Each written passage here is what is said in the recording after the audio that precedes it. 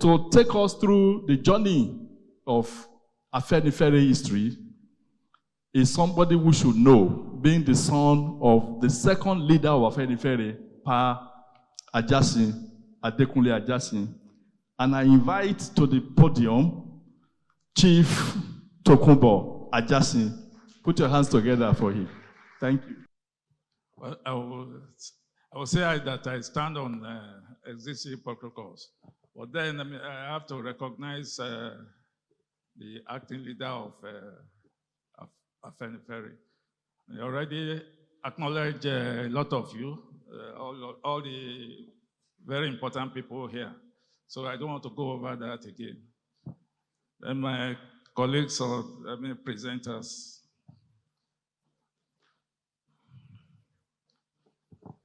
Yeah, preamble. The history of Afenifere stems mainly from the activities of Chief Obafemi Awolowo, who is the founder of Action Group. He was involved also with the Nigerian youth movement in Ibadan and Adebanjo in Britain.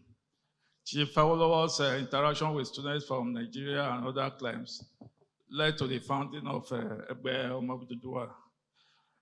When he was in London, he met with some people, and I would just try to mention their names.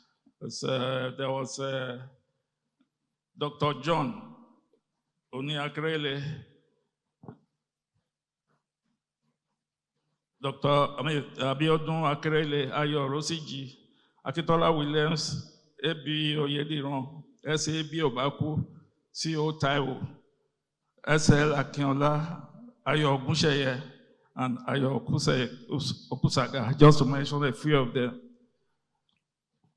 But when he came and joined when he joined the Nigerian youth movement, at that time, the principal figure in Nigerian politics was Abba Macaulay, who was the president of NNDP. But then NNDP was very popular in Lagos, and it started when they won almost all the elections in Lagos. Eventually, the Nigerian youth movement was formed by Agnes Ikoli, Obakinsoya, and well, sorry, I can't get the last name.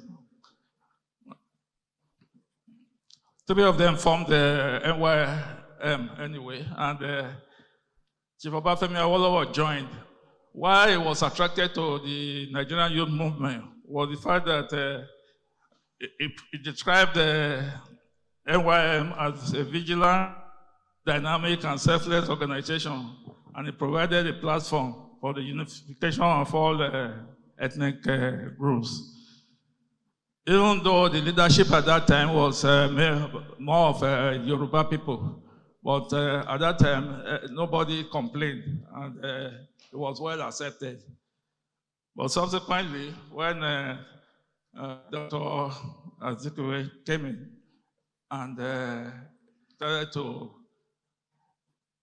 raise the Igbo consciousness within that organization, then the organization started to decline. And to go on to the next, yeah, that's right. Chief Awolowo returned to Nigeria from Britain in 1946, and his colleagues advertised the Egbe as a non-political cultural organization for men and women of Yoruba nationality. The Egbe was inaugurated in Nigeria at Ile-Ife in 1948 with Sir Adeyemo Alakija as the president and Chief Obafemi Awolowo as the general secretary.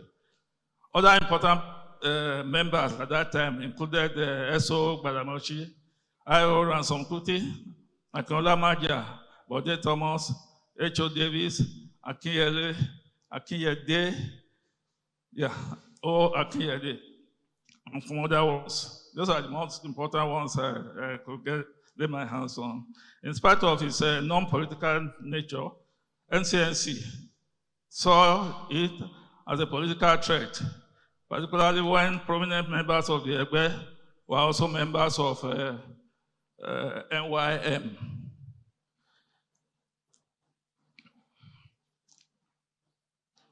The organization, the NYM, like I said earlier, was because of they introduced tribalism into the organization, it started to lose its luster. So that, and then the different, Chief Paolo saw that. When he saw that there was a problem, he quickly retreated from the organization. And then that's how, when it now came to set up action group. Can you go to the formation of the action group? Yeah. And on March 26, 1950, Chief Awolowo invited about 60 people to his Okeado residence for a meeting to devise plans to organize the people of Western region so that they may be able to play an influential and effective role in the affairs of Nigeria. Under the impending constitution, there was this, we were going to discuss the Mafasin constitution at that time. However, out of the 6 people that he invited, only 7 showed up. And the 7 persons who became the founding members of Party Action Group were Abiodun Akerele, S.O. Shonibare, Ade Akinsoya, Ayo Akinsoya, J.O. Adigun, and Olatunde Dosunmu, and S.T. Orede. One of the decisions taken at the meeting was that the Central Committee of the proposed party should consist of members from 21 divisions in the Western region who were already members of the Egbe, Amoduduwa, and were interested in politics. They must be trusted people who could be relied upon to carry out concerted programs. They must be people who share the same political views and ideals. They must be prepared to work together as a team in pursuance of agreed policies and programs, and they are willing to submit themselves to party discipline. That was what they agreed on at that meeting. He reiterated also its emphasis on action rather than talk. And this informed the consequent name of the party, the Action Group. The formation of the party was kept secret until it was considered strong enough to be able to withstand the onslaught of Dr. Azikiwe. Dr. Azikiwe, when he came in, introduced the type of propaganda they used in the United States. So it was very popular. So nobody could talk and oppose him. It was that powerful at that time. So if you are trying to plan and bring forth a new party, it was going to be difficult. So they had to do this in secret.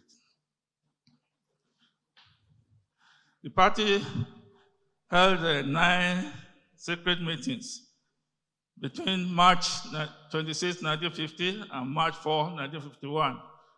A number of remarkable things happened during this period. The first was a decision taken as to whether Action Group should function as a separate political organization or should dissolve and merge the activities with the Egbe, which was at the time thinking of forming a political wing. This matter was fiercely debated, and at the 3rd meeting, and it was eventually affirmed that Action Group should continue to function as a separate organization. And they claimed that it would be dangerous and contrary to the ideals of Egbe to engage in politics. Secondly, at the 6th meeting, Chief Awolowo was so discouraged about the low attendance that continued to dog the meetings that despite having sent out invitations, close to 100 from, and made physical contacts with several people. Notwithstanding, the attendance was still low. So he almost gave up and said that, well, maybe people didn't want the progressive party he was trying to form. But my father, Chief Ajasin, encouraged him and said that if any good thing was going to have this type of problems initially. So he appealed to Chief Awolowo, and he was supported by some other two people, Showole and Mr. Babalola, whom my father, one of the people my father invited to the meeting. And good thing that Baba Awolowo accepted their entreaty. As if by magic, the next meeting saw the attendance soar to 27 people. Chief Awolowo was so elated that he commanded my dad, Chief Ajasin, to chair the meeting. A shadow cabinet was then set up, and members were prevailed upon to write policy papers on the identified subjects of governance. Such agreed policies were to form the basis of the program of the party for both campaign purposes and for governance if they eventually won the election. Next point. Launching of Action Group. Yeah. In view of the ardent participation and enthusiasm and insistence on the continuance of meetings by Chief Ajasin, Chief Awolowo suggested that the Action Group be inaugurated at Owo. Consequently, at the conference of the party held between the 25th and 29th of April 1951, Action Group was officially launched on April 28, 1951. On the same day, the first executive of the Action Group was elected as follows. Chief Obafemi Awolowo as president, Honorable Gayus Obaseki as vice president, Chief W.E. Mowaring as vice president, Chief Arthur Press, vice president, and Mr. then Chief M.A. Ajasin also as vice president. Chief Bode Thomas, general secretary, Chief Anthony Enahuru, assistant secretary, Chief S.O. Shonibare, assistant secretary, S.O. Ighodaro, treasurer, M.A. Ogun, publicity and propaganda secretary, S.L. Akintola, legal advisor, M.A.R. Okorodudu, legal advisor, and S.T. Orede, who was national organizing secretary. Though I would have loved to read his speech at the opening, but that will not permit, so I will skip that. But in any case, I still want to bring to your attention some of the things he said at that meeting.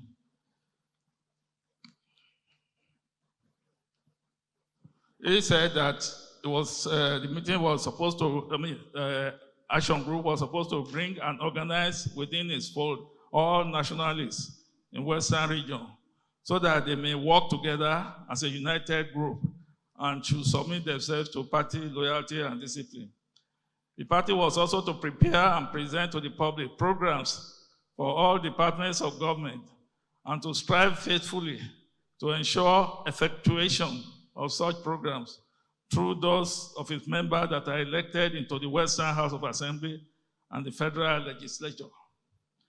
The basic principles which have brought the members of Action Group together are summarized in the following motto: the freedom for all and life more abundant, which was aptly translated by Chief A.M.A. Akinloye to the catchy and appropriate Yoruba slogan of Afenifere.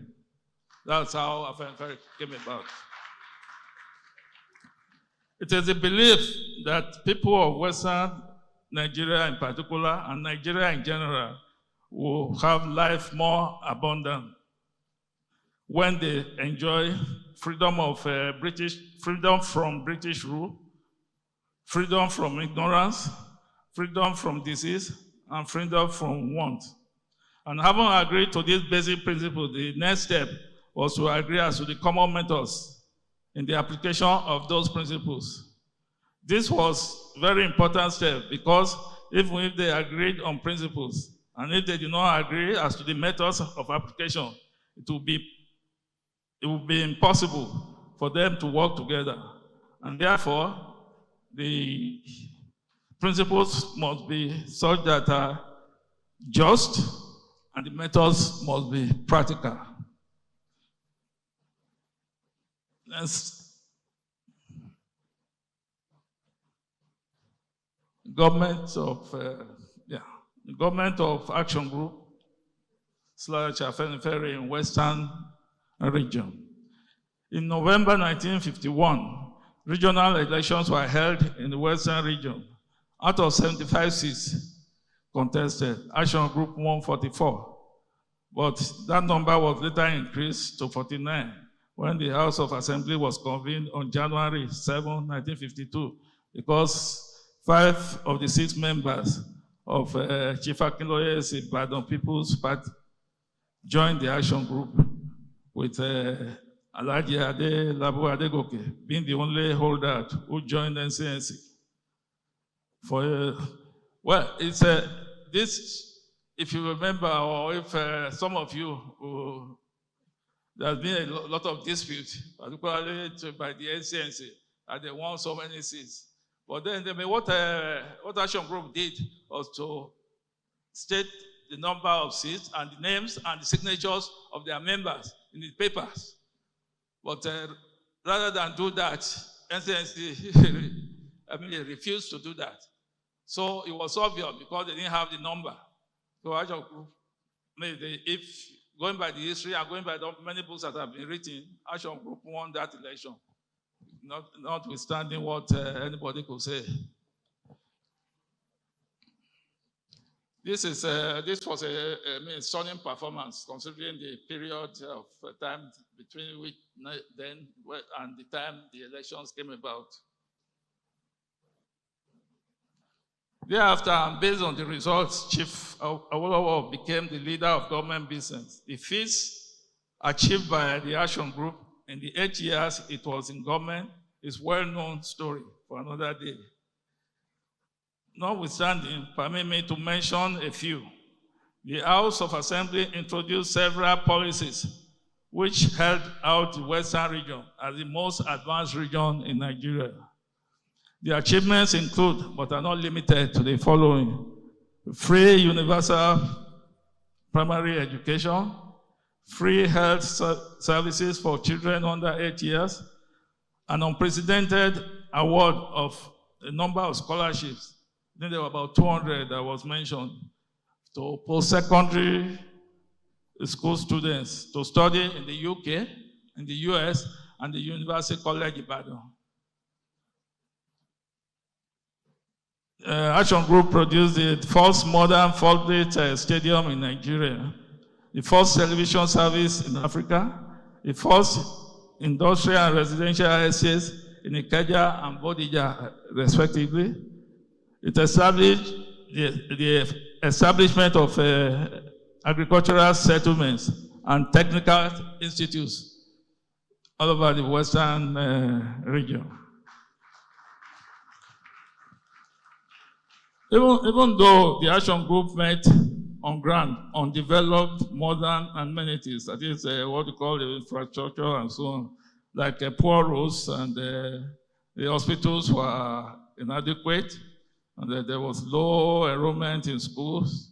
But in the few years, particularly when compared, the comparison then, I was surprised when I was doing the research, the comparison then was that the Eastern Nigeria had more of these things. They had better roads. They had more hospital beds and hospitals. They have more children in school with more schools. But by the time Action Group finished in 8 years, they had made more. The party left the government has increased these facilities in multiple fold. And it was incredible what the figures that were given. Although I didn't quote the figures here, but it was like 2 or 3 times, 4 times more than what they meant on ground, and what the Eastern region was able to produce at that time. So they became the best region. The crisis of the Ajasin Group. Yep. In 1959, Chief Awolowo decided to move to the Federal House because he believed that the place of a nationwide political party is the center. So he contested and became the leader of opposition in the House of Representatives because his party lost the election. Meanwhile, Chief S.L. Akintola took over as the mantle of leadership as the Premier of Western House of Assembly. Chief Awolowo still remained the president of the party at that time. But what happened was that Sir Tafawa Balewa offered them, would I say, sometimes in today's terms, I would say, like an apple that they shouldn't have touched.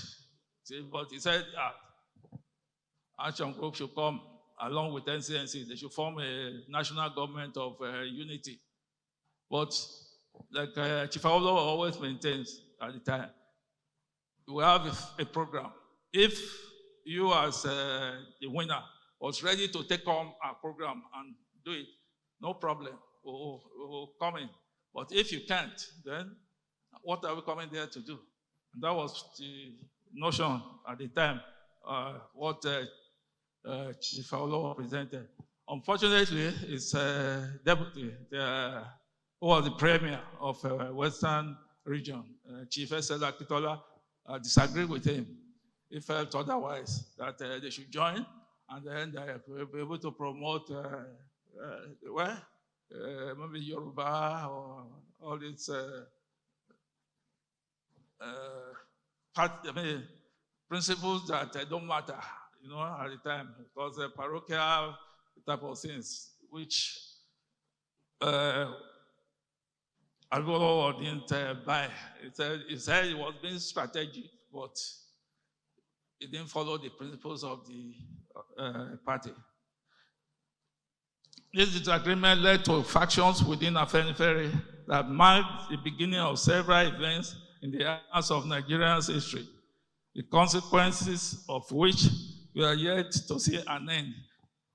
When if Asemota was making a presentation, he did refer to this, what has been happening to us in Nigeria, it will be happening to the east, the west, and the north. And this, by the time this came up, and the military led to, eventually led to arrest of Awolowo and all his lieutenants, and then military came, and then that also led to civil war. So it was a chain of events kept happening. Up till now, we haven't recovered, and that's the truth, because the type of democracy that we say we have now is really not the type of democracy that, if you consider what used to happen at the time of Ajasin Group, there was election and people voted, and they voted and the votes counted. Now, I won't say that that's the situation, even though we say we are practicing democracy. I cannot go into details on happens in the Western Nigeria in particular, and Nigeria in general, but suffice to say that the reverberation of this event is still with us till today. Then the military interregnum, and the formation of the UPN.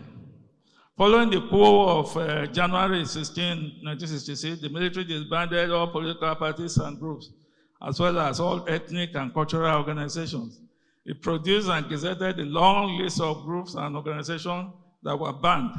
The Ajasin Group and Egbe Omo Oduduwa were conspicuously included in the list. The military regime lasted from 1966 to 1979.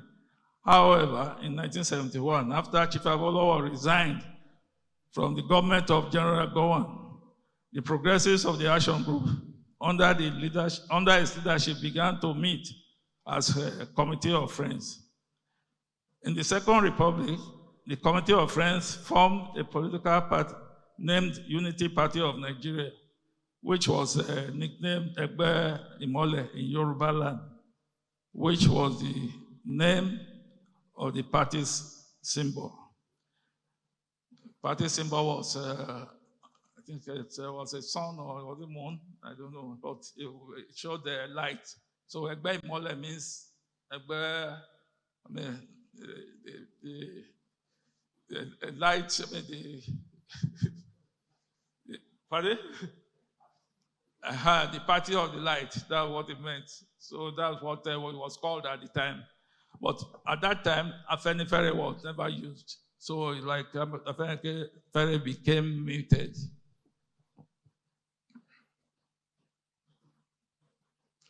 Even though the predominant members of this party were members of the old Action Group, also known as Afenifere, the Afenifere name was never used. The party defined itself under the 4 cardinal program in its manifesto, namely free education, free medical services, full employment, and integrated rural development. The Second Republic was short-lived, even though UPN did not win the federal election. It performed relatively well, winning 5 states. Okay, I'm sorry, I'm just halfway.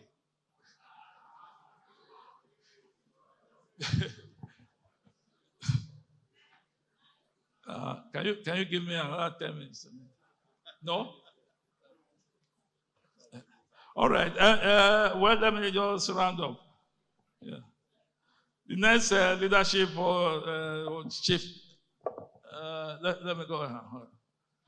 There was the sudden death of Chief Awolowo, and Chief Ajasin was appointed as the leader of the group on July 4, 1987.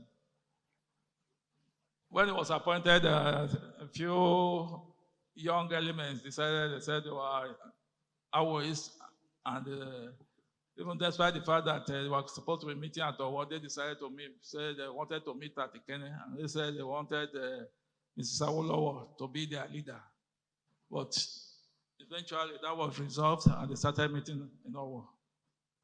And when they started meeting in Owo, it was called the People's Consultative Forum. Then resuscitating and approving the name. Okay.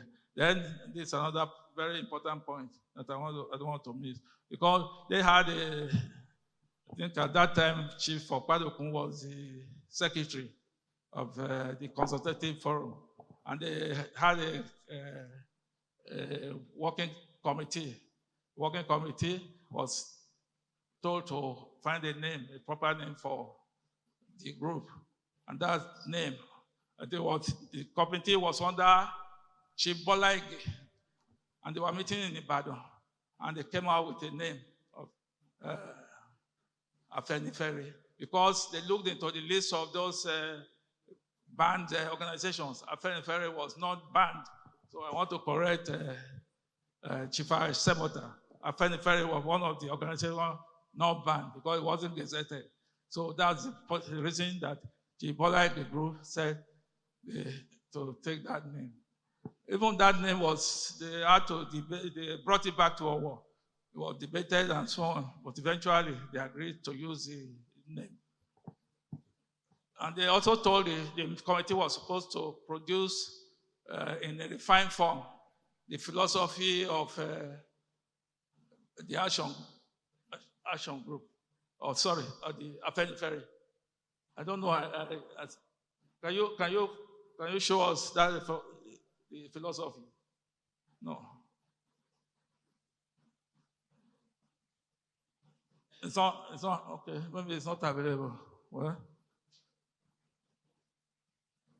there are a few things that happened within when Chief Ajasin was leader. And because my time is up, I can't go further into them, but I will just mention. Okay, this if you look through it, that's the full Afenifere philosophy. If you want to be an Afenifere, you must be an Awoist, and this is our authentic Awo philosophy. So if you don't believe in this, you can't be an Afenifere. So that's the point. Yeah. Yeah, I mean, I went to the military, what happened, and let me see, and the Third Republic, and but I'm sorry, I thought I would have more time to present, because if you want more, because there's still quite some things that I need to emphasize to this audience, but if you want more, I can get it across to you. Thank you very much.